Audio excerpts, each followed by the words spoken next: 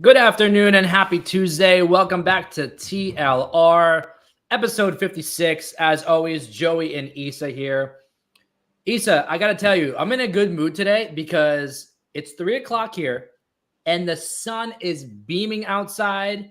It was like 45 degrees today. Cold, but not winter cold. So we've been lucky. It's actually rainy, cloudy, and windy here. It was 85 degrees. That's cold for us. That's cold for us, Joey. It's cold. It's cold for you.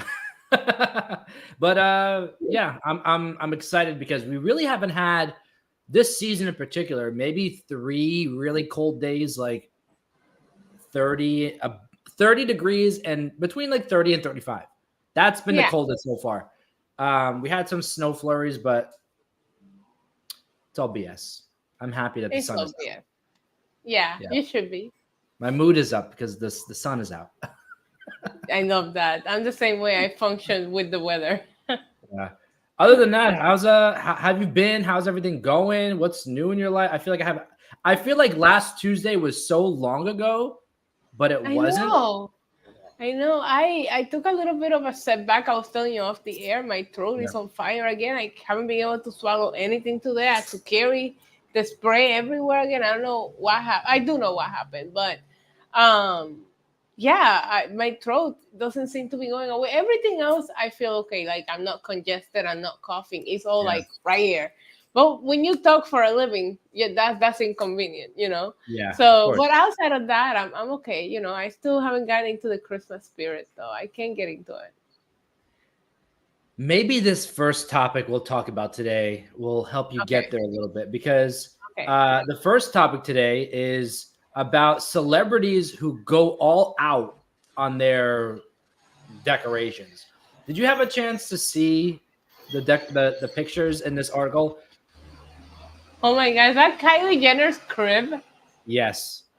That looks amazing. Yeah, Kylie Jenner. It says Ben and J-Lo and Ben Affleck. Their home. I'm sorry, but Jeff Bezos' house looks the same. The Osbournes, that's cute, but I mean, there's better than that outside of my neighborhood. Sofia Vergara just put some lights on some trees. Kylie Jenner wins for me so far. Who is this? Kate Hudson. Okay. Oh, okay. Kylie Jenner has 2 mansions. I like Kim's house. Kim's house is very Kim's is cute, very classic, elegant, like the rest of her house. Winter Wonderland, yeah. John Legend. That just looks like a bunch of LED lights that are there all year long. Jamie Foxx, though. Jamie Foxx looks like Santa's village. Jennifer Lopez decorated her house the way that I do. I have a tiny little tree on my TV stand, and that's it. Like she just put a garland on the outside of her house and was like, "Merry Christmas." I don't know if you saw this, but there's been a lot of like negative stuff coming out about J-Lo, how she's like rude. I used to work for her. It's all true. You got the tea right here on TLR.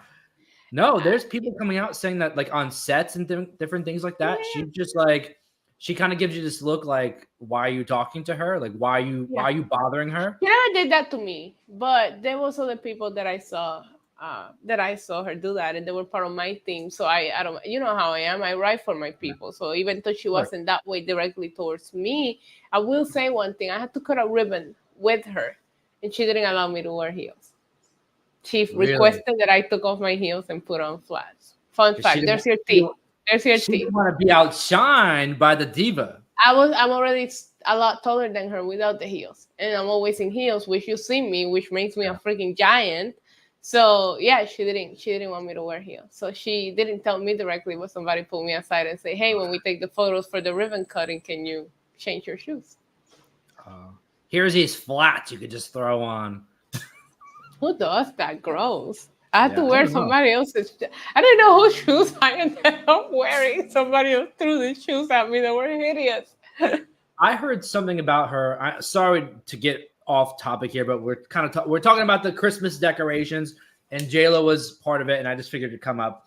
I remember a long time ago, I heard something about how she pretends to ride for her people and how she's from New York and all this stuff, but it's all kind of like a front to have like a community, but it's not real. Like she's not really like that.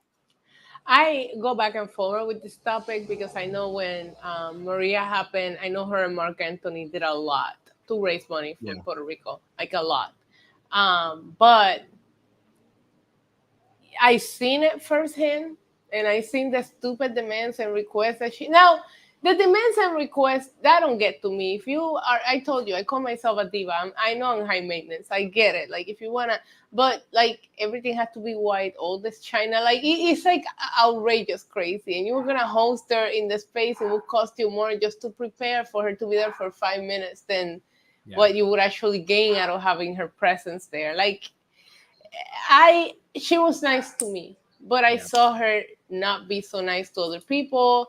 And during the time that it wasn't like a public appearance thing, she would go back into her trailer. Like, you know what I mean? There wasn't any kind of socialize, even though she could have gone into, we had a separate area that they had to set up for her. And she never used it. So we went, I'm telling you, we went and got all this china, these white flowers, all of this stuff, set it up to her liking. She never used her because her management also brought in a trailer.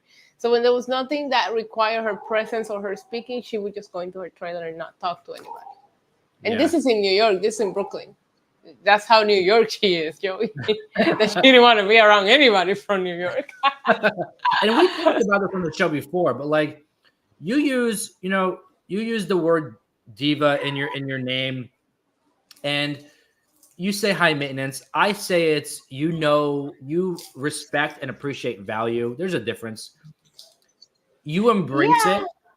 I feel like there's a difference of like embracing it and like being like doing what you do and being like a diva where you're kind of rude and you expect to be treated to a different standard. Well, I'm not that way. I just You're not that diva way. in the term of like, if you go back to the days that I grew up, a diva, the way that we saw a diva is the girly girl. They're always in dresses, always in high heels. That's what I think of when you say diva. It's the super extra girly girl that's just aggravatingly girly. And but I agree with you because I think knowing your standards, and I met a lot of girls that are tomboy, complete opposite of what I am. And I still consider them high maintenance because the shoes, their sneakers are hundreds of dollars. The outfits that they're wearing are designer, might not look like it. Like, you know, like even my sister gave me a pair of, I told you, my very first pair of red bottom sneakers. And they're adorable, but that's how my sister dresses. And you see her and she's wearing her jean shorts or sneakers. Sneakers are $1,200, but you don't know that, right? That's what I think of when I think of the word diva. It's like the super girly girl, and that's me, like the lashes, the eyebrows, the nails, like that kind of thing. But it's not how I treat people, no. And I do think there's a different terms of diva when it comes to the way that some of these Hollywood girls like treated people. Yeah, I know there's lists out there of people in Hollywood who are just not the nicest people, but like to the public, they're presented as like, oh, they're so giving and they're so nice and this, that, the other thing. And J-Lo, I feel like, is one of those people who is presented. But she does a lot for charity, and she does a lot for charity. So it's like, who do they gotta be nice to? There's still gonna be different standards and different opinions of people because it's like she's giving back, she's doing all of these things. It's like, but I would never. I don't know. I think like I've been through so many up and downs in my life, and I don't come from a lot, and I've had a lot, and I had it taken away, and I get it back, right? So when you go through it, you can't forget where you came from, no matter how much you have, especially when you come from more humble beginnings. You know that it does bother me a little bit when somebody comes from like a particular background like that, because it's like, you know, like materials don't mean anything. Materialistic things, and they can be taken away, you can get them back, you know what I mean? So that does bother me a little bit. And I've seen her like make some documentaries where she goes back to the Bronx, but there are stories, like you said, about how those were recorded and she didn't really interact with a lot of the people. She just filmed what she needed to film and got out. And it's just crazy to me, like Bad Bunny still like hangs out around Puerto Rico without any security. You see him at all of these spots. The pictures are always everywhere because he walks around like this is where he's from, and he even raps about it on his songs. It's like, no, I'm never gonna act any different when I'm in my home. But I also feel like Bad Bunny is that type of person where it's like he's not doing things to like better his public reputation or his public image.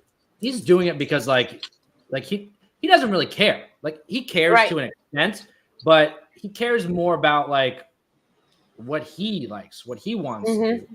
And you know, what comes from that comes from that. But do you think that as a society, we live in a society, but do you think that as a society we care too much about what other people care about us or what we think about them? 1000%. Especially I don't care what anybody thinks about me, and I think it's such an easier way to live through life. Yeah. Especially with social media and like if you look at like you and I, we're a few years in age difference, but we pretty much grew up in the same generation, right? Like, I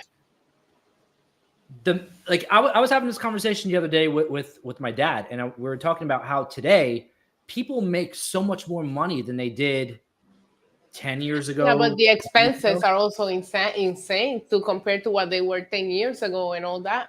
Exactly. So because there's more money today, that means there's more available to people, resources.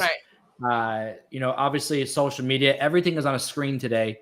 So it's kind of hard to get away from that public like image persona, I guess you can call it, where everything is put out there. You have Instagram for pictures, you have this for TikTok for videos. Like, there's no way of getting, like, you can't hide anything. You know what I mean? So I feel like that has been a huge factor in people caring so much about what people think. Yeah, but it also I personally, I don't care. Yeah, I don't, and I always tell people that a respectable extent. I mean, yeah, I care about what people think of my work or this or that, but I had this conversation with my nephews where they were like, because I think, one of them told me they saw like a nasty comment on one of my videos. I was like, oh, you read those? I don't. And they were like, what? And I was like, listen, I have my own way of functioning through being a content creator. And sometimes you got to filter things out and ignore them. But I think that we also got too comfortable with oversharing things and opinions. And we got way too comfortable with telling people that they're wrong when it's just nobody, an opinion, technically speaking, is not wrong. Like, it's an opinion. It's to the own person. You can disagree, but your opinion isn't wrong. Neither is mine, because to me, that's the right call. You know what I mean? And we become so comfortable with oversharing on social media, and we become way too comfortable with just telling people, oh, you're wrong, without even, like, there's always a debate. I saw like that meme that said, I posted today, I don't like oranges, and somebody replied, what did oranges ever do to you? Or what? And it's true. It's like what? So it's sad though, because I don't share, like, I don't post as much as I used to anymore. Yeah.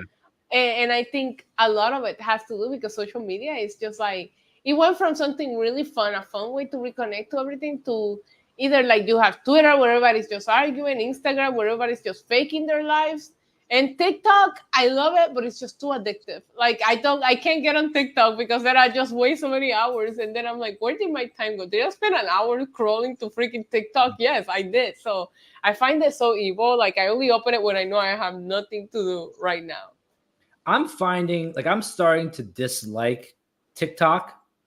I feel like there's so much stupid crap on there that like keeps coming and up. Drama. And I'm like, people say that Twitter is successful. Repetitive videos that people just copy paste. Because they see one go viral and everybody starts doing the exact same thread, and it's just, and then you stop to watch one, and then that's all your For You page. I will say my For You page on TikTok has been a little bit of a miss lately, which was never the case. I could scroll through my For You page and love every video. And recently, I don't know if I screwed it up watching different things, but I haven't gotten recommended. Like, now I've been going to my friends tab. You know what I mean? Like, instead of going to, and I just go to people that I follow, see what they posted. Like, My best friend calls it a like attack when I just go in there and like all the stuff that she posts. Or she'll be like, I just like a video from 2 weeks ago. I was like, I don't even use TikTok to edit my TikToks. I edit them in. Yeah. So I just come in, upload, and get out. Get Otherwise, the I'll hell get out. stuck in there. You know what I mean? Yep. But I feel like when social media, unfortunately, I'm old, so I remember when everything started being created. MySpace was so cool. The stupid coding. We were all coding experts, and Yeah. you had your top 8. It was always a status thing, though, because of the top 8, right? But Yeah. you Top could 8, change your top 5, music top 12. based on like, I remember you play your music and people try to figure out who you were talking to because, you're changing your music based on your mood. Yeah. And it was fun. And Facebook was only for college. AIM? Yeah. Oh my God. I Couldn't had even see people. It MSN was Messenger. just MSN texting. Messenger was the best. And you Yeah. would like log out and log back in so the person you wanted to talk to you will see. Yep. Or you leave a little message that says I'm away right now, and you leave like a little riddle for people to figure out. Like, I like this girl. Yeah, but like then it just became weird. I used to love Twitter. I used to love wrestling Twitter. Back in like 2015, 2016, it was fun. It felt like a small niche and it was weird. I don't know where it went wrong, but I posted a tweet yesterday where it was just a bunch of laughing emojis because I was like, you people take Twitter way too seriously. Like, you have a real life outside of this app? Like, what is going on? We've talked about it before on the show plenty of times, but like the biggest issue that makes all of this stuff happen is that there are blurred lines now between fact and opinion. Like, if I go tweet right now, John Cena is the greatest wrestler of all time. He's the GOAT. I am sure there'll be at least 2 people that attack me. How could you like John Cena? No. He's done this. He's never done that. That's an opinion. But if I go say John Cena has won 16 world championships in his career, but yeah, if you start speaking with numbers. Yes, I made a comment yesterday and somebody sent me a nasty email because first of all, I was like, you must be new here. I didn't respond, but I was like, you must be new here because I'm very here. My watch alongs are very they're satire. You know what I mean? Like, I talk a lot of crap. But then I said something about because that CM Punk and Rollins, I know we're not wrestling, but that CM Punk and Rollins segment was everything. And somebody said something about Roman, about him going after Roman. I was like, he's not beating Roman.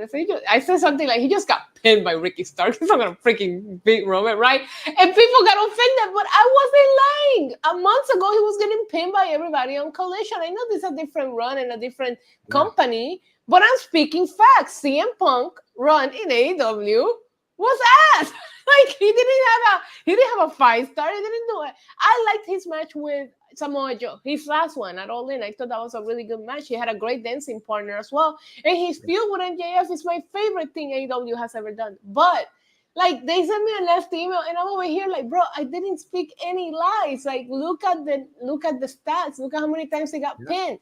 I'm saying people are acting like CM Punk needs to come in and be protected when he was putting people over in AEW. What makes you think he's not going to be doing the same thing here? I don't think he's beating Seth. Not on the first try.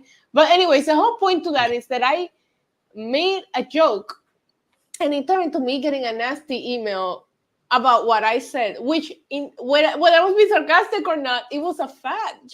Ricky Starks did beat CM Punk recently on Collision. I can't even say anything because it happened. But I'm laughing as I say it. If you were in the live stream, you see the chat, we're all joking. And somehow that offended someone. And that's what I mean. It's like, I don't even want to say anything because you don't know who's going to get offended. And then if you back it up with numbers or facts, what I noticed, especially on wrestling Twitter, is like they'll start insulting you as a person or your looks or something like, oh, you're just a virgin nerd in your mom's basement. What the hell does that have to do with the fact that I just proved you wrong? It doesn't matter. You know what I mean? And it's just like when it gets personal, I hate it because I am a big advocate of stop stereotyping fans or people. Like, it's not. I have met a lot of incredible people through wrestling, all wrestling fans. wrestling fans travel. They all have these replica belts. Like, we spend money. And for people to act like they're just a bunch of virgins living at their mom's house, like, they're not. I have met so many cool freaking people. Like, give it a chance. So when people start stereotyping wrestling fans, and it's another wrestling fan, that drives me crazy, because like, shouldn't we be together? We already have the world against us. Why are we all trying to go against each other? Like, none of this makes sense. None of it makes sense. And we're not trying to go on a wrestling rant here, but I remember like during the Attitude Era, like being in the crowd. Yeah. Whether you were wearing a DX shirt, a Stone Cold shirt, or the Rock shirt, people were there to be there and enjoy WWE. They were there to enjoy pro wrestling. If you like The Rock, cool. The Rock is great. If you like Stone Cold, great. The Stone Cold is great. It doesn't make you a bad person for liking either or both. And I'm not comparing the eras, don't get me wrong, but we are back in a space where all of us could have a different favorite and they could all be main eventers. You could like Cody, I could like Roman, you could like Punk, you could like Rollins. All of these guys deserve to main event WrestleMania, and it's fun. It's fun to have that much talent on the roster, and somehow we're all attacking each other. And like that, I'm telling you, I feel like we're all like gotten so much worried with who's right and what people think and all that, and we forget to just have fun. And to me, that's just crazy. Like, Choco just said it. We used to tell people to suck it and laugh at each other. You know what I mean? And I just miss those days. And it's funny too, because you go to an event, and I don't know how much you get because your content, I find your content wholesome and enjoyable. But when you start being sarcastic or being very strong in your opinion, especially of Roman Reigns, you get a lot of hate. And when I go to the events in person, never a negative interaction, which makes you wonder, maybe these really are, maybe Twitter really is full of the basement people. And then you tell them, Twitter is the least used social media there is. Like, just because you got an opinion on Twitter and your Twitter went viral, it doesn't mean anything. Ain't nobody on Twitter, boy. You know what I mean? But listen, you can't tell them that. They all get sensitive. There's so much I want to say. Say it. So, I'm about to influence on Joey. I'm too no filter. I bring that out in you. We've had these discussions in person, on the phone, here, whatever. Social, I do, like, my job is like social media, like, you know, and I utilize it for my wrestling stuff. Twitter is nothing. Twitter is nothing. You want to make money doing social media? Get yourself on TikTok. Get yourself on Instagram. You want to make a career, a living? Get on YouTube. I think YouTube. Actually, YouTube. Twitter is not much unless you're. Twitter is not profitable. Yeah. Twitter might fall apart soon, based on what we're seeing. Elon Musk do with it, honestly. Twitter is where someone says, I like dogs. The other one says, I like cats. They fight and fight and fight. But at the end of the day, you all like pets. So, like, who cares? You know that I we all love our animals. Do you know that I blocked Wade Barrett because one time he tweeted he doesn't like dogs? Anyways, let's move on. Yes.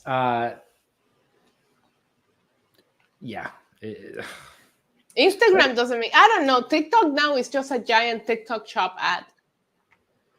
That's what's ruined TikTok for me, honestly. The TikTok shop and the ads for it. And I get it. Everybody's trying to make their money. But the videos all look the same. Oh, I went and bought this selfie light for nighttime videos. Oh my God, look how good it goes. Here's the link. Go get you one. Like, that's not even a creative way to get me to sell the product. If you want to sell a product on TikTok, you need to be creative with your video.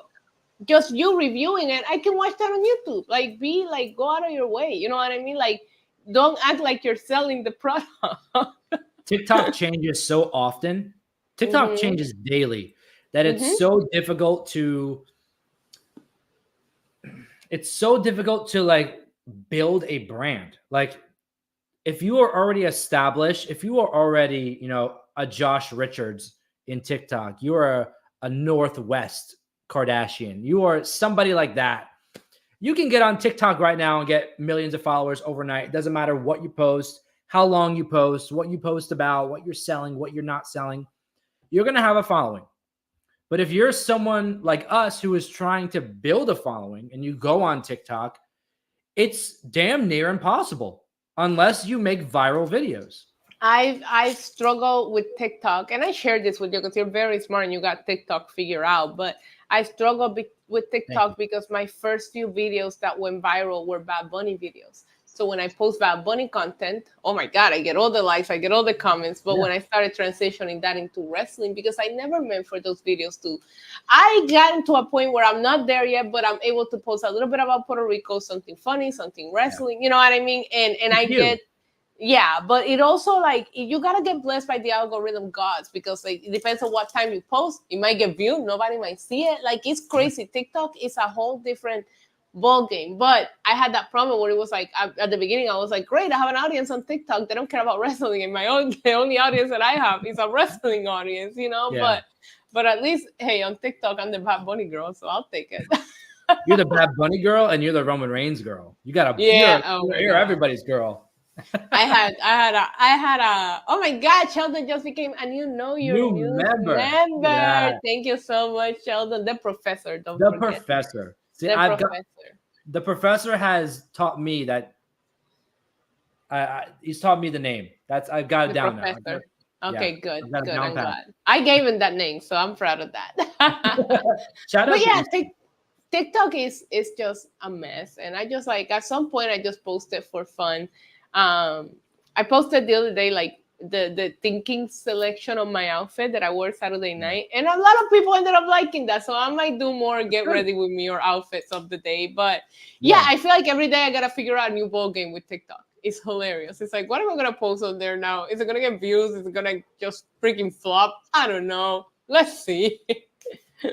Can't go. The one platform that you will never go wrong with is where we are live now, and that's YouTube. Yeah. And they pay the most. See, I know you have topics, but especially if you're a streamer. The ad revenue is not, the shorts don't pay anything, but it's so easy to go viral and get followers and subscribers from the shorts. Yes, but shorts are a marketing tool. Yeah, YouTube needs to figure out shorts because when I look at the breakdown of YouTube pay, shorts is like, here's 10 cents. And it's like, why am I posting this, you know? Well, let me tell you this. I'll tell you this. Speaking of the ad revenue, there's a YouTuber who monthly does 150 million views. Monthly. Only on shorts. He just does shorts. How much money do you think he makes per month from 150 million? 10,000? He makes 20 grand a month. Okay. From 150 million views. Take a regular video like Mr. Beast, put 150 million views on that, and they're banking.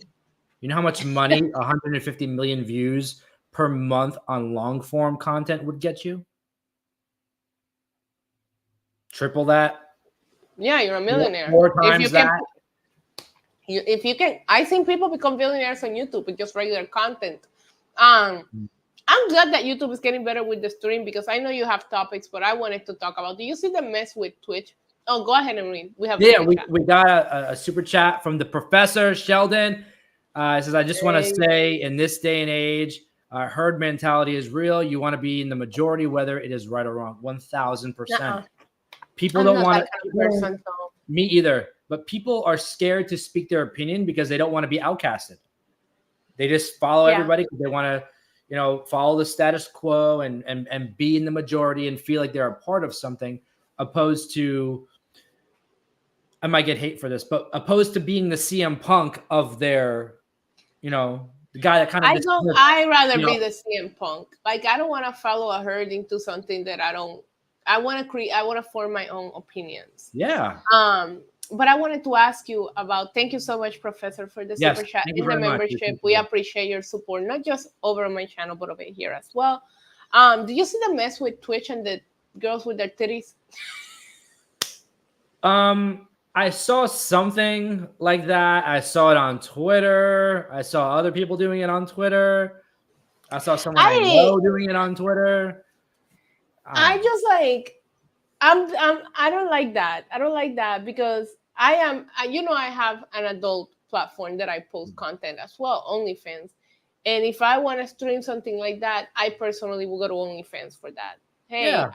I have followers, and I get it because on Twitch it's easier to find you if you don't have followers. But a lot of the people that are doing it have a following. Go to a different platform with that kind of content because all you gotta do is post the same. I'm live on Twitch. I'm live on OnlyFans allows you to stream. Yeah. It allows viewers to tip the same way that if you're streaming on Twitch, right? Like I think, hey, I love titties. Clip it. Flip it. I love titties. But not on a platform where kids go to watch people play video games. Yeah. I actually not don't. a platform where kids go, period. Yeah. Like I'm the queen of do you. I post this kind of content, so I feel like I'm kind of allowed to speak to at least tell you what I think about it. I barely even talk about my OnlyFans unless somebody in the chat brings it into my stream because that's not the platform and the place for that. You know what I mean? And I just feel like, no, I don't like it. I don't like it. I don't know how. The hot tubs I didn't mind. You're in a bathing suit, this and that, but shut up, Dylan. But the rest, it's getting too much. And if you got on there, thank you, Dylan. If you got on there and you started doing the same thing, you can't see it, but they're like jingling to make the noise, right? Yeah. If some dude got in there and started playing Helicopter D and jingling it and you can't see it, you guys will get banned. You know you would. Yeah. I would love to see that. Clip it! The pause. And you debated it. You're like, I would like to do that. Imagine running into a stream where a dude is just... Oh, man, anyway, I thought that we had lost all hope for live streaming with the NPC streams on TikTok, and Twitch was like, hold my beer. No. We got jingle titties. Yeah. Well, speaking of uncomfortable, weird things to see on social media or streaming, I want to talk about. I don't know if you saw the clip on TikTok or anywhere else. You could see it in the article. Okay. I want to talk about how Drew Barrymore had Oprah on her show and was caressing her while talking to her. Like doing this to her arms and holding her hand like to her. It was for me, I was like, I would have pulled my hand away and be like, what the hell? It was very weird to watch. And fans were cringing about it. I think Issa, I think you're muted. I said I haven't even seen I didn't press play. It's just the thumbnail, and she's just grabbing her arm like this. I would have slapped her. And they were having a heart-to-heart conversation, but it was why? Just look at the way that Drew Barrymore is sitting. She looks like she wants to eat her. She's just too whoa. If I was invited onto a show and the host was acting like that, I'd be taken aback. Oprah says that she was totally down for Drew Barrymore's caressing, even if some fans were cringing. I have mixed feelings about Oprah. I feel like Oprah is always politically correct. And I don't think she would ever say I don't think Oprah would ever come out and be like, I felt uncomfortable. She probably said after, I didn't like that, but it's Drew Barrymore, so you're gonna be nice about it. She turned it around and said, it's nice to be treated with such emotion. I don't know what the hell she said, but she flat out said, "Don't effing touch me. Don't effing touch me." She said it was comforting and more people should be comforting like that. And I'm like, imagine you and I were doing this show and we're sitting next to each other on the couch doing this show, and I have your hand like this, and my other hand is just rubbing your arm like this, and I'm talking to you, looking you dead in the eyes. You'd be like, Joey, this isn't OnlyFans. What are you doing? I'll be like, Joey, buy me a drink first. Let's go to Applebee's first. Like, come on, at least give me my chicken wrap first, you know. It was you have to see the clip. It's on. I saw it a couple days ago on TikTok. I didn't know it was becoming a thing, but it did. And I feel like Oprah is always gonna give you the right answer. Very Cody Rhodes. You know, like very like whatever. Cody Rhodes. Very Cody Rhodes. I will feel uncomfortable, especially because the subject that they were talking about is like about Oprah's significant other, how long they've been together. He's never proposed, they never gotten married. And he said, that's none of your problem. First of all, if I have Oprah money, I'm marrying nobody. You're not going to take half of my money. I'm sorry, I'm a terrible person. I know it, but I am marrying him. Jada? Exactly, no, because like the person with the money in this relationship is Oprah. If you love me, you love me. But no, in all seriousness, right? So I don't come off so I don't come off so awfully. I told you how I feel about marriage. I think it's paperwork. When I'm in a relationship, it is. It's work. Yeah, no, if I'm in a relationship, I got you, you got me, we're partners, we're gonna make each other better. I don't need a paper or a ring to prove that. Exactly. You know what I mean? That's just the way that I feel. So people putting pressure and like I'm just tired of the pressure that society put on women to get married or to have kids. Like whatever the hell happened, we don't want to. There are women out there that don't want to get married and don't want to have kids. Trust me. Doesn't mean I don't want to be in a relationship. Just mean I don't want to get married. I'll have a fake wedding just to wear a cute dress. But we're not signing nothing. Do a wedding photo shoot and just right. But yeah, like imagine you're like caressing her, like your husband needs to step up as you're caressing her. He needs to propose over there. Like what or what? You're gonna? You know what I mean? Like it was weird. It's weird. Yeah, I don't even think like a parent would do that to their child. Like it was. Oh, there's some weird parents out there. Tom Brady, hello.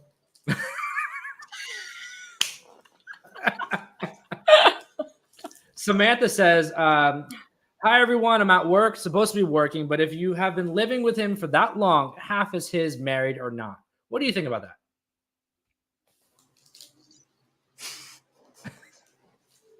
He ain't getting out alive then. You're stuck with me forever.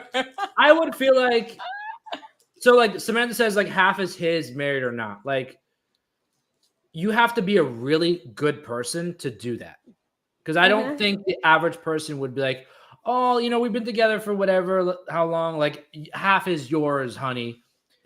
When things fall apart in a relationship, not saying they always do, but if and when they do, they do. When they do. It's never like, oh, you'll just take half, I'll take half, and we'll walk away. It gets nasty, and people are out for they're out for blood. You know? I love that she brought up Kurt and Goldie. They're the perfect example of a couple that made it without getting married. They're great. People love them, you know? But I would assume in this situation, and based on how many years you've been together, there is a sit down, it's fall apart. Yeah. You keep this house, because I would never let somebody that I care about together. You know, that's what I was gonna say. They own multiple houses. Which one do you want to keep? Keep this car. Keep this. I'm gonna keep this. But you also have to at least admit who the main breadwinner is at that particular point, and understand that that person can walk away without leaving you anything. But I personally, my morals wouldn't allow me to just leave somebody out dry where we have money and we have properties that we could split evenly, you know. But but there's like a lot of marriages out there. Like look at the guy from Amazon. Didn't his wife walk away with billions on the divorce? Yeah, she did. I don't know. So maybe Oprah's in no hurry to get married, but you don't. To me, it looks uncomfortable. I don't think she will say that she will be uncomfortable. I don't see Oprah just throwing Drew Barrymore on, because you can tell they're good friends. Yeah. Not only did Drew feel comfortable doing that to her, but Oprah showed up at her show, and Oprah just doesn't do any booking. So they must be really good friends. I've seen Drew Barrymore, not that exact thing, but I've seen her do something similar to other people on her show. Like I've seen her like get on the floor, take her shoes off, and like sit like on her knees like that and hold hands with somebody. I understand the idea. The idea is she's trying to. So when the viewer is watching that, they think that they are getting an emotional moment. It's building that comfort to make the guest feel more comfortable to open up. I understand that, but sometimes I'm not opening up to the never been kissed girl. In this particular situation, Oprah looked weirdly uncomfortable. And then at one point, you see her take her hand back and start using her hand to kind of like avoid being caressed. To slap her? I don't know. If that was me, I would know. I wouldn't know what to do. It was weird. It was weird to watch. Yeah, no, I wouldn't. I don't. Not a problem with people who like that, but I'm not. My family makes fun of me. Like my own family, who I adore, I will kill for my nephews. Okay, and they will hug me to make me uncomfortable because they know how uncomfortable will make me. They'll like mess with me and be like, "Go give her a hug. Watch her tense up as soon as you give her a hug." Like I'm just not that kind of person. I'm not a cuddler. Yeah, like even at night, like even with my significant other, when I was like back, in my last relationship, we lived together and everything. Yeah, we can hug, but as soon as I'm going to sleep, get off of me. Don't touch me. Like I'm not a cuddler. Like I'm just a don't touch me kind of person. So that would drive me absolutely crazy. I got to give a shout out to Dylan for that last comment. I saw that. More cooked than a piece of meat at Southern barbecue. That's terrible. That's terrible, bro. But he's not wrong. He's not wrong. No, he's not wrong. He's been in Hollywood since she was like 5. Yeah. Let's talk about this next topic. I don't know how I feel about it, but it's Kanye West in the headlines again. Mm-hmm. I guess he's preparing for another album. I don't know if you got a chance to see the article, but he looks like he is wearing a hood that is related to a Triple K group. Why does he have to do things like this? I didn't see this yet. I woke up because obviously my algorithm to the fact that Bad Bunny is going to be featured on his album, and I was like, my 2 goats. Like I don't know what I'm going to do with myself when this song comes out. I hadn't seen this. Kanye is a marketing genius, whether you like it or not. He's going to make headlines. You're going to hear when he wants you to know he's putting out something, he'll make sure you know. Well, there's a part 2 to this headline that I want to get into because I don't really want to. Honestly, he's a genius. I don't want to talk about Kanye anymore. I don't think he deserves it for doing like this. Come on, like we're living in a time right now. Joey? I miss the old Kanye. I miss the real Kanye. Anyways, but back to your scheduled programming. I just feel like I've lost so much respect for him for the things that he's done, especially in a time where we're seeing like what we're seeing happen with Israel overseas. Like, you should not be doing this. You know what I mean? There's just so many things that you could be doing differently. But regardless, let's talk about part 2. I didn't add it here, but there is a feature on this album by Northwest. Did you see that? Yep. I'm so excited. Got a verse on a song.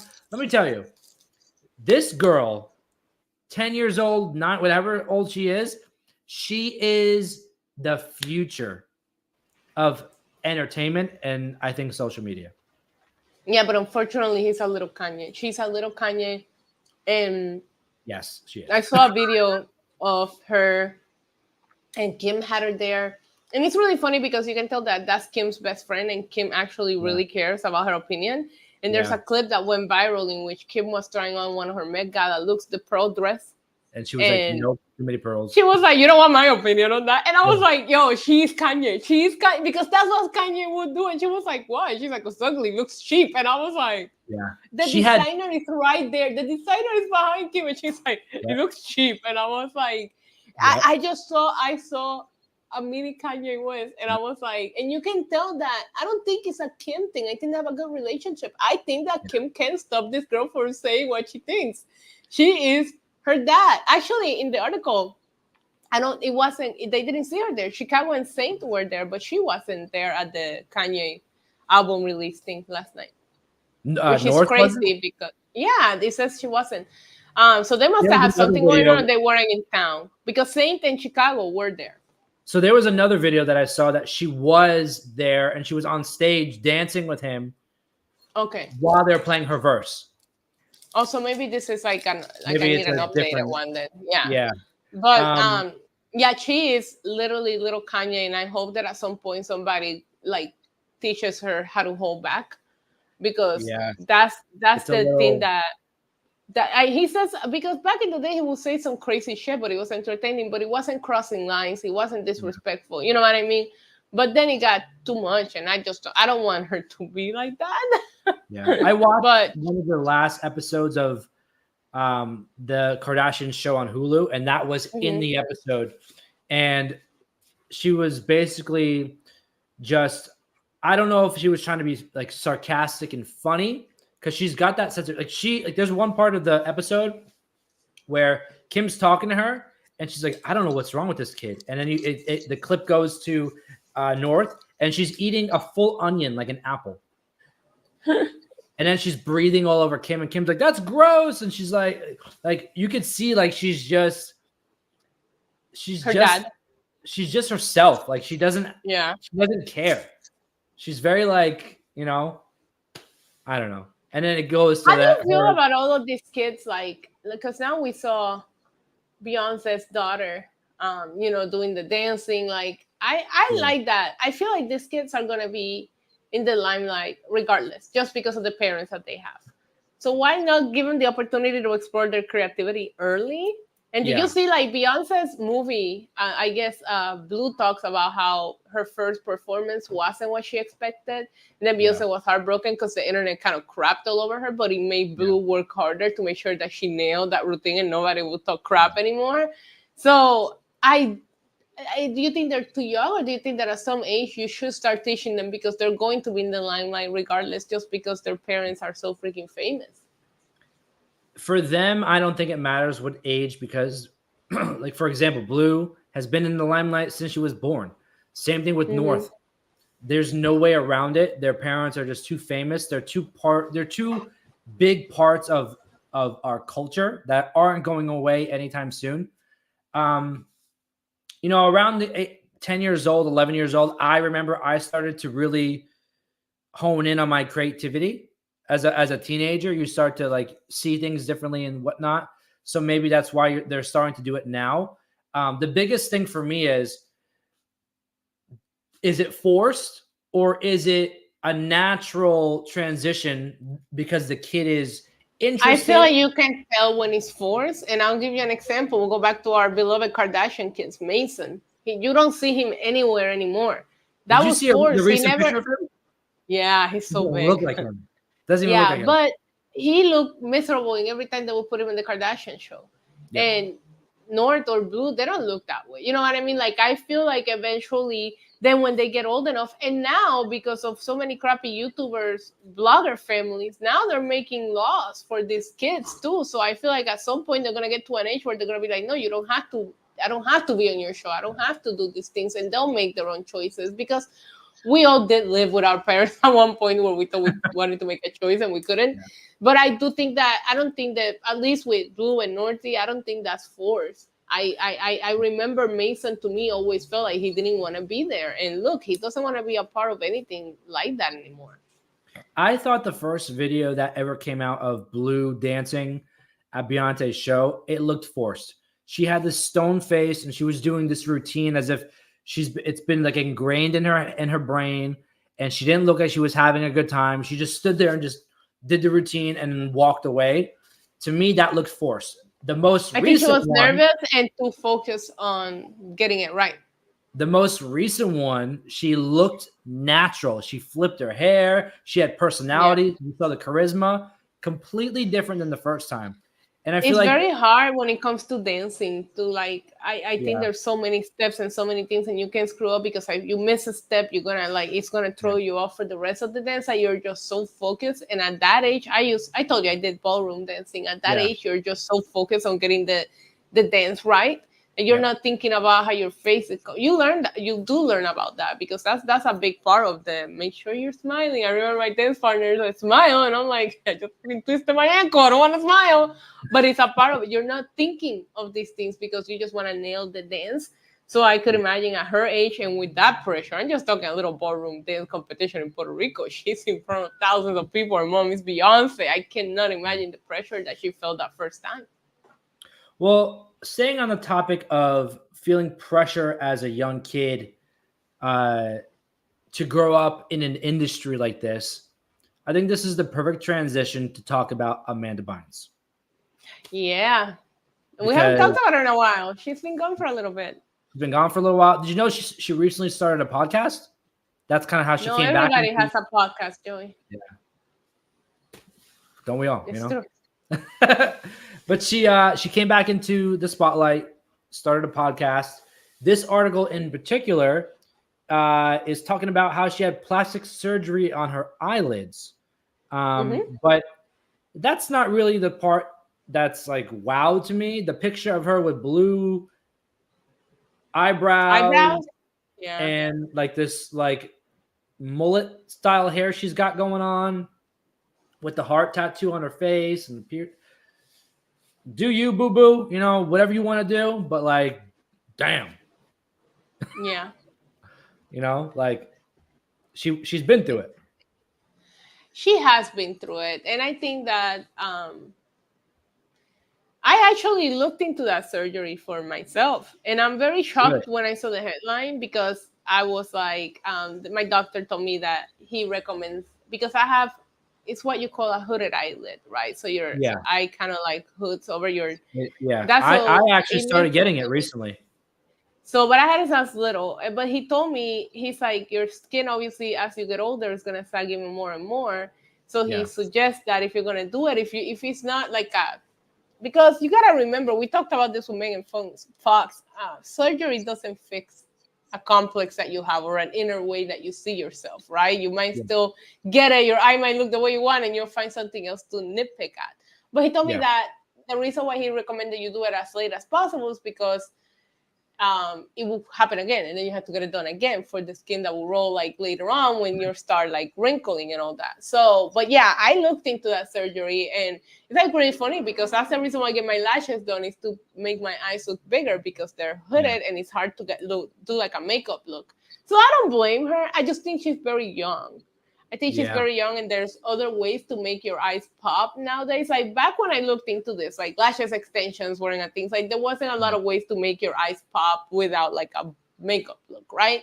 Yeah. And I just like based on a very good, it was in New York, good plastic surgeon that I spoke to, that he was like, hey, if I had it my way, I will wait until you're on your later like 50s. That's when I start doing that kind of surgery on people. Yeah. But I get it if it's something that like really bothers you. So she's younger than me. And I'm like, okay, but maybe she's just like, it was bothering him. Like I know that could come like to a point where it's like affecting your eyesight too. Like there are like different ways that happens. So I don't know the whole story. But if it's for like if it was for like a beauty improvement, I was told when I looked into it to get it a little bit later, that I was kind of like on the younger side to be getting it.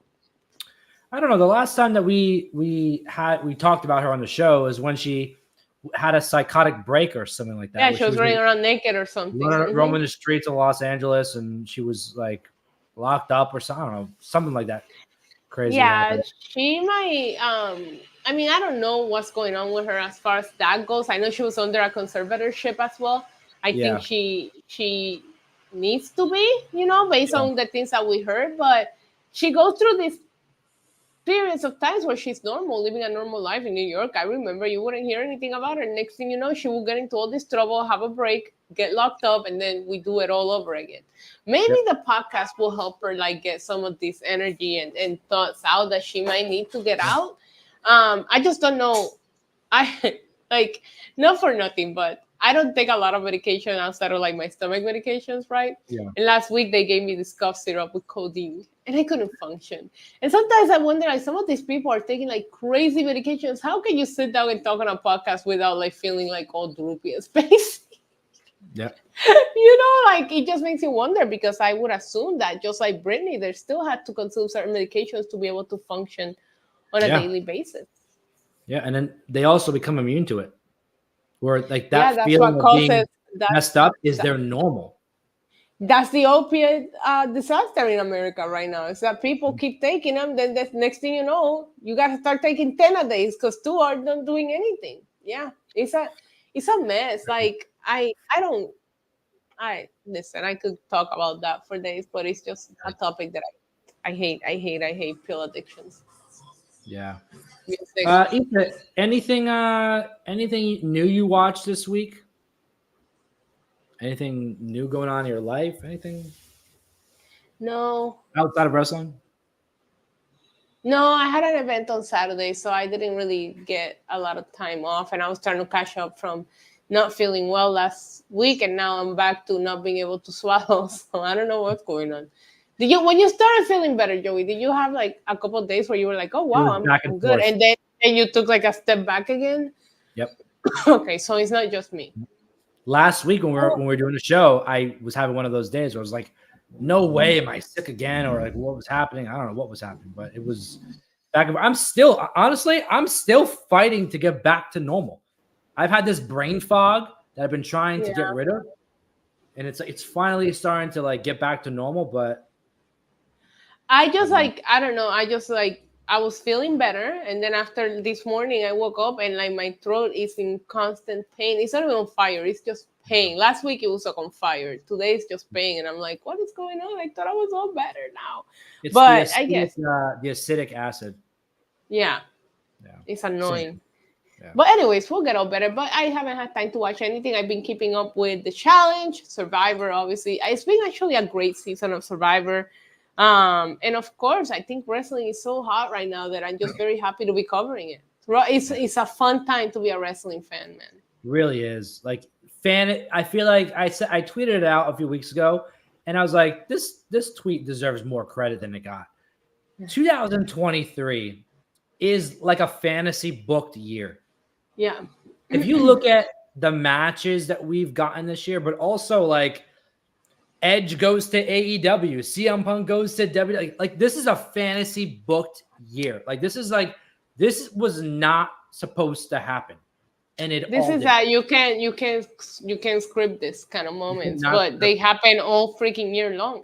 Like I was just thinking because I'm working on making like a YouTube rewind for my channel of my own year and all that, and I was like, I just went back to start getting some clips, and I'm like, January, the year started with Sami Zayn turning on Roman, which was such a huge moment, and it just never let off the gas. So yeah, I tell people, I'm like, I don't have time to watch a lot of other things. Yeah. But I'm not upset at it. Wrestling does take a lot of my time, but right now it's so good that I'm not gonna complain. Because we had a couple of really crappy years, 2015, 2017. Like there were some years that I don't know what the hell they were doing. So I'm just happy to be in a good part, on a good time. I'm very excited. Tomorrow night, I'm going to a screening of the Iron Claw. I can't wait to see it. Don't spoil it, but let me know how it is. It's gonna be so heartbreaking. excited. You know that, right? Oh, I'm ready. I'm ready for it. I'm ready for it all. I've heard so many good things.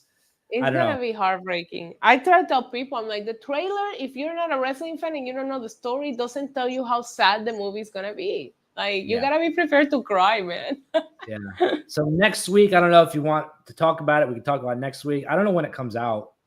Well, we can talk about it once it comes out because I'll be seeing it when that's one, I don't make the trip to the theater often, but that's one that I will go see when it comes out. Yep. When I was told about this, I was like, all right, yes. Like, yeah. And the trailer looks like they really did it justice. So I'm looking forward to seeing how they tell that story because it's such a sad story to tell. How do you do it justice? Yeah. They're gonna be in AEW tomorrow. I know. I saw that. Yeah. And did you hear about how MJF's part kind of got like cut from the movie? No. Yeah. I know he played Lance Von Erich. I do know that he's playing the one that was a fake Von Erich. I know that's what he plays. They like cut it out of the. I don't know what they did, but he got like, I don't know. Cut from the movie. His lines he doesn't have any lines or anything like that. He's just there. I don't know. Do you see that picture of? I like MJF. You know, he's my favorite thing in AEW. Well, right now, as of right now, I'm enjoying Christian Cage a little bit more, but Yeah. MJF is my favorite thing to come out of AEW. Like, if you tell me you can only steal one person, I would always say MJF, right? But Yeah. I saw a picture of him next to Baron Corbin, and boy, did he look small. And it reminded me how tiny these AEW guys are compared to WWE. And I don't want to get into the argument. I'm past that. I think everybody can wrestle. I like wrestling for everybody, but he's their world champ, and he just looked so tiny next to like Cena and Corbin and all that. And I'm like, will he get lost in the shuffle? Like, that's a real question. How do you not get lost in the shuffle in WWE? If he was to come, I think he resigned, if I'm being honest with you, but he would look like, I don't know, because I think I can't wait to see Jay when she debuts, because she looks so impressive over there. But WWE has big muscular women. You have Charlotte Flair, you have Bianca, you have Rhea. Like, over there, she just looked impressive because nobody looked like her. So I want to see how they book her to make her stand out. I feel like it will be a challenge with MJF. MJF in WWE, I don't know if that would work, because first off, there are and you said it before, there are so many main event level talents right now where, like, I wouldn't even call anybody up from NXT because there's no room. There's absolutely no room. Yeah, until they say that Melo's the one fighting in the tournament, and now this is your extra bonus 5 minutes of wrestling talk on TLR. They say Melo, and I'm like, now I want Melo to win the whole thing, because Melo and Logan Paul would slap. Yeah, but here's the thing. You bring up Carmelo Hayes. He's not top talent. He's not top level on SmackDown. He is an NXT. He is an NXT. I think he's above. I don't think he's at Roman's level, but I think he's above a lot of people in SmackDown. SmackDown is not as entertaining as it used to be. I think Raw is the show, the A+ show again right now. It is right now. But especially with Punk choosing to go to Raw, because you played the game for 2 weeks of where's Randy gonna go. I forgot they have Randy. I will put Carmelo Hayes on the 3 or 4 spot on SmackDown after Roman and after Randy. I'm sorry. I told you, the LA Knight, to me, I don't see it. I see why people love him, but I don't see him as a top talent. So yeah. I will put Melo. I think Melo's better than LA Knight. I said what I said. I don't know. If they brought up Braun Breaker right now, he wouldn't do anything. But I thought it would make more sense for Braun Breaker to come up, because he doesn't have any storylines, and Melo is involved in the Trick storyline. I mean, he kind of beat Lexus King, which makes me wonder what are we gonna do with that. It's that horrible beard. He's meant to lose until he fixes his facial hair. But anyways, the whole point, so we can wrap it up, is it's a fun time to be a wrestling fan, but for me, that's 4 nights of the week when there's no PLE, and I typically have events here in Puerto Rico on the weekends. So we're talking 5 nights a week. So it's like, okay, so that leaves me with 2 nights a week. I don't want to watch anything. Like, I use 1 day to run errands and 1 day to see my family. So it's very hard to have a life when you cover wrestling, like, and it is what it is. I could go on a whole, I know you were going to make a video for content creator, but I was like, I could go on a whole, like, I don't think people understand how long it takes you to get up and edit a clip to post on YouTube, and then edit your TikTok, and then edit your Instagram picture. That's like 5 hours of work in every word that I have to post. Yeah. So it's like, then after that, you go to the gym, you eat, and next thing you know, it's time to get ready to stream. So it's like, yeah. You're living the life of a pro wrestler. Yeah, I don't have a life, but I don't have a problem because I'm having fun. There was periods of times where it was like, how am I going to make it through this watch alone? This show sucks. How am I going to stay entertaining? Now it's fun to just see everybody be excited to talk about it. Well, now that we're wrapping up the show, I'm excited. The sun is still out here, Issa. I love it. It's almost go get tacos. I'm going I want to make reference to it because I read the chat the whole show while we're doing the show. Shout out to Ricky. See, we are doing our job as influencers, because I think I influenced Ricky, because at the beginning of the show, he commented, he's like, happy Taco Tuesday, Issa and Joey. And the Taco Tuesday reference popped me, and I skipped over it because we were doing so many things. But shout out to Ricky for that comment, because it is Taco Tuesday. And after we're done here, you best believe my ass is walking to get tacos, because it's Taco Tuesday. Yeah, and you can enjoy what's left of the sun before it goes away. So Yes, I it's want to starting thank to go down. everybody that was in the chat too. Like we had a lot of interaction in the chat today. Thank you guys. Yeah, you guys, honestly, without you guys, Issa and I would just be talking to ourselves, which we love to do, but like having that engagement, having that third party come in and really elevate the show, it's really awesome to have the chat. And shout out to Sheldon, the professor, for the membership, but also the super chat and the show today. You guys are just awesome. Any last words, Issa? No, that's all I have to say. Always a blast talking to you every Tuesday, Joey. It's my favorite time. Yes, I love talking to you. I love everything that we get to do together, and in a month or so. Look at that! You missed the hearts. I love that. Wait, is that a thing? Could I do that? Are you? What the hell is happening here? Only you can do that? What are you using to stream? What do you mean? A PC or a Mac? Mac. You should be able to do it. Is it updated? Yeah, should be. You should be able to do it. I was told that I do it because it's a Mac. It's like I paid all this money. I paid all this money for this computer so I could get hearts on my stream. Damn right. Well, we'll be seeing each other very soon because January is coming up very quickly. And if any of you are in town, let's just say the end of January in St. Petersburg or Tampa, you will be invited. Well, maybe you'll be invited. The chat 1,000% are invited. 1,000%. We're going to have a birthday. We're going to celebrate our birthday one way or another. We're going to figure out. We both have January birthdays, so why not throw ourselves a party? It's going to be at Applebee's. That honestly might be the best thing. It will make so much sense. We'll get free drinks from Applebee's for our birthday. We get the blue ones that we got in Detroit. Yes. The Rock. You got the Rock one, and I can't remember what I got, but those were good. They were good. That's my go-to when I go to Applebee's. So good. All right, let's wrap it up so you can get your tacos. Yes. Thank you guys for another great show, episode 56. We'll see you next week for episode 57. Issa, thank you as always. And we'll see you next week.